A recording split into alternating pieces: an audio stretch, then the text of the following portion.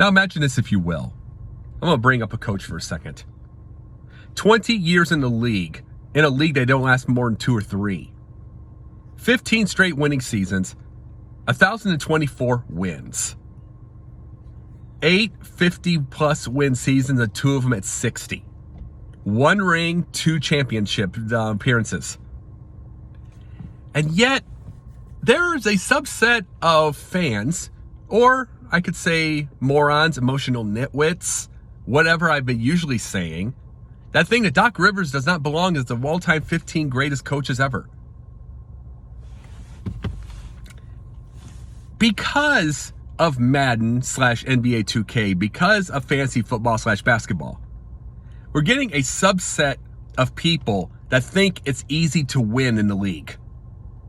That it's this easy to just put together a team to go night after night for 82 games, or 17 now in football. That it's that easy to put together practices every single week to get through the stresses. They think it's this easy. It's because of a push-button world. And it does drive me nuts. Doc Rivers, if he doesn't get James Harden, I hope not, might have a chance at a second ring and a 3rd championship. He is definitely a Hall of Famer as a coach. But, see, this is the same thing that's gone on with certain players, certain coaches, certain everything. You gang up like a bunch of bullies on a playground. The whole world gangs up. You choose them. See, you choose them from the beginning. And see, you're cowards for it.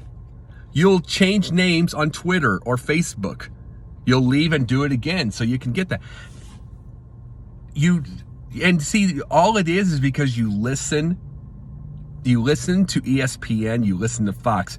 People, they have their moments.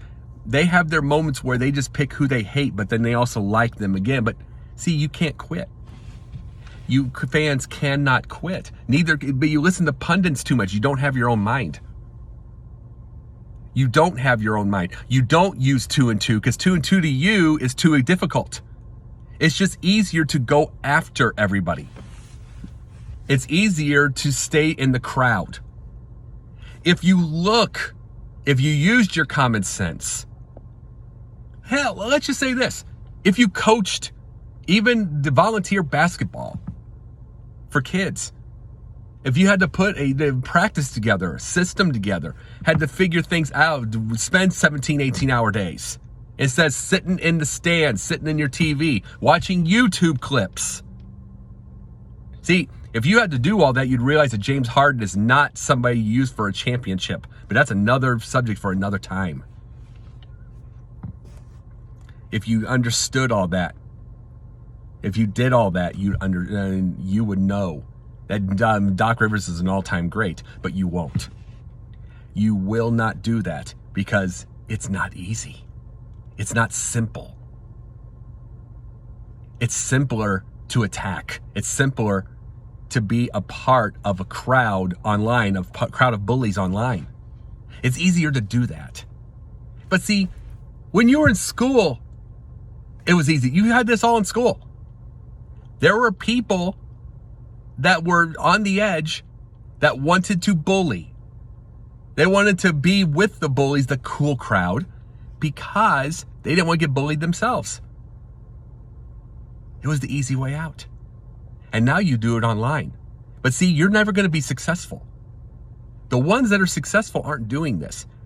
The people in the NBA, every single one of them, even if they win 20, they got to the NBA, the top level. They understand how good Doc Rivers is. Right now, you're dealing with Steven Silas in Houston. You deal with him in Houston, and he's doing one of his first years. He's understanding how tough it is to win right now. And he's a young coach. You darn good and well know that he knows Doc Rivers is one of the greatest of all time. Every losing person knows that Doc Rivers is one of the greatest persons of all time. And I'll tell you this, Popovich knows he's one of the greatest of all time. Popovich knows it. Steve Kerr knows it. The greats know it. The losing coaches, the ones that are having difficulty, know it. But see, they've been in the action. They've set up systems. They've set up practices. They've done all this. So they know.